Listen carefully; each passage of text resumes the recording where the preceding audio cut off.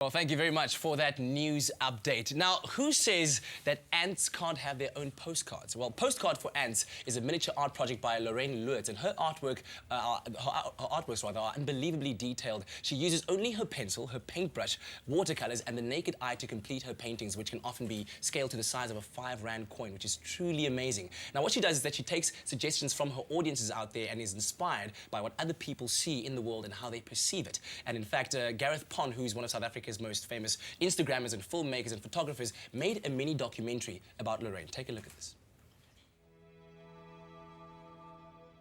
One of the biggest decisions I've had to make was what to paint, and in terms of the subject matter. A lot of people were saying, I can't let people influence me, and I can't let people make suggestions, and that's not art, But I always wanted it to be kind of an interactive thing, and I think that's what people liked about it. They liked the idea of being able to put a vision or a thought out there, and then the next day see it materialized in a painting. And I think it just became much less self-involved, and it became more about the process of interacting with someone and finding out what really would capture them and what really would mean something to them. And some days it doesn't feel 100% the way you want it to, but you always find that there are people out there that like those pieces more than any others. And I think that's part of the beauty of this project.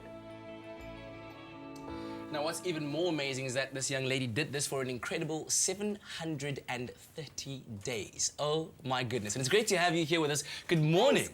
I'm super inspired just having a look at the work that you brought with you this morning. But let's first of all just talk about that. Why did you decide to do two 365-day projects? I think towards the end of the first year, I just kind of got a bit sad that I had to stop. Yeah. And then I remembered that I'd made it all up, and I just decided to keep going on for another year. By the end of the first year, I was just getting into the swing of things, and I was, starting to enjoy it, and the daily meditation. And so yeah, I decided to do another year, which proved to be very challenging. Yeah, for you, I think that was a daily meditation. For most people, it would be a daily stress. Yeah, especially when you think about the challenging aspect of having to come up with something new, original, and creative every single day. What was the most challenging aspect of that?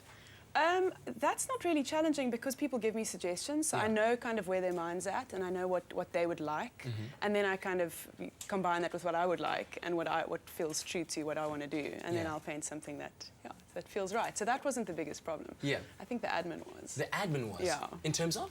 Emails, Instagram. Instagram. Having to filter through all of those.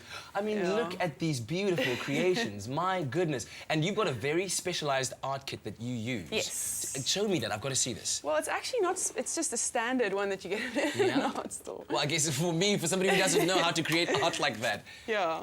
But it's quite basic, actually. So I have my papers that I paint on. Yeah. The circles that I draw. And then sharpen my pencil on that. You sharpen your pencil on that? Yeah. Why not use a regular sharpener? It's not sharp enough. Okay, sharpeners are now obsolete. I think the key is this 5-0 brush. So can you just have a look at that very quickly? I don't know if this is the best one, but I guess that's good So this it's a 5-0, right? Yes. So what does this mean? It paints like literally one strand of hair at a time. Very fine lines, yeah. Oh my goodness, this is absolutely incredible. So have you found that is Instagram like the new way that artists out there are showcasing their work, and how's it worked out for you? I guess it's become that. For me, it was just a way of keeping myself accountable. If I didn't post a picture in the day, my mom would call me and say, "Are you sick? Like, what's going on?" or whatever. If I posted it late or something. Yeah. And then it became an amazing platform to connect with other artists and to talk to people, and it's like the best way to interact with your audience on like an immediate level. So yeah, and what a way to encourage yourself to pursue that creativity in you. But I was looking at these and thinking the surface is so beautifully kind of put together. It must be quite unforgiving painting these pictures because it's got to be clean all around, and you've got to have this one focal point. Tell me about the artistic process of creating these. Yeah, I guess the watercolor is quite forgiving. So you can wash it away and you can sharpen the edges, and there's a certain amount of times that you can wash away the paint until it actually just stays there, and then you have to start over. But that doesn't happen too often because you can generally get it fixed within like 6 tries. Yeah. And then I've painted on the road, on buses, on planes. We went overseas in the first year, and I had to paint in like a dark apartment at 4 o'clock in the morning, and often I'd spill things on the paintings, and I just kind of would have to make it work. Yeah, I'd freak out. Wow. But yeah, what are some of your make it work. favorites? Wow, that's... Can you? I mean, after difficult 730 of them, can you choose one or two? Not really. Well, I kept 4 that are sentimental to me, but that's not necessarily the ones that I like the most. I always like the moon and the apple and things that are simple, you know, little, just small elements that say more than they are. Yeah. And so, what's the next challenge from here? You've done 2 years of this.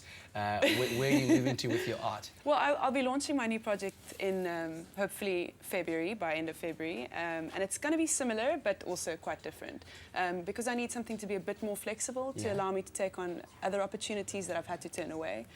Just because I'm so committed to the daily thing, and it's about 6-7 hours a day. Yeah. So that doesn't allow me to really travel or take on things. That's really fantastic. Well, listen, congratulations. You've done really, really well. If you'd like to see more, go to leigh-anne-loots.com. That is the website over there. And good luck with the new project. Thank you so much. Really, really inspiring stuff. So let nothing hold you back from pursuing your dreams. If you just take a look at this, it's absolutely incredible. Well, we're going to take a very quick break, and we'll be right back.